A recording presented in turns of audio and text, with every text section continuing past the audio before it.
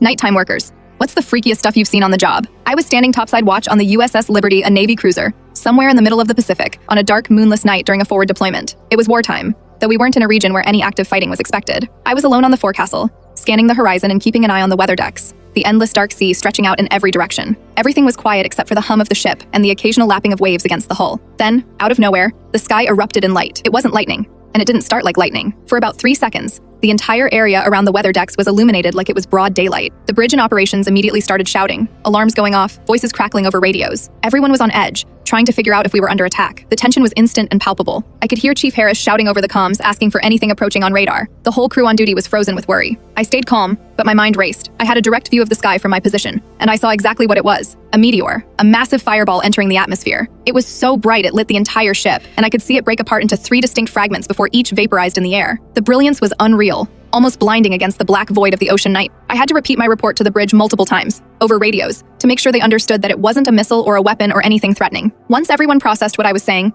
the tension slowly eased. The thing had a kind of iridescent glow at the edges, almost white-hot at the core with greenish trails. The fragments splayed out over the horizon, leaving faint smoke trails that faded within seconds. I knew enough about astronomy to recognize it as possibly part of the Southern Taurus meteor shower. The timing and location fit perfectly. Late October, Southern Hemisphere, and that meteor shower is known for producing bright fireballs like the one I just witnessed. I had read about Taurus for years, but seeing one explode in real life, hundreds of nautical miles from any light pollution, on a completely black night, was a show I'll never forget. On the bridge, the officers were scribbling down notes, still half expecting some kind of aftershock or incoming strike, but there was nothing. The sea returned to its normal darkness, the ship's decks no longer lit, and the only sounds were the engine hum and the waves. I stayed at my post for a while, just staring at the horizon, replaying the fireball in my head. It was surreal, like the universe had decided to put on a personal light show for me. After my watch, I went down to the operations room and grabbed Chief Harris. I explained what I had seen in as much detail as I could. He listened, nodding, clearly impressed. "You're lucky," he said. "Most of the time you miss this kind of thing, especially out here. Hundreds of miles from land, no moonlight. You've got an astronomer's eye at the right place and the right time." I couldn't stop thinking about it for days afterward. Being on a Navy ship in the middle of the ocean,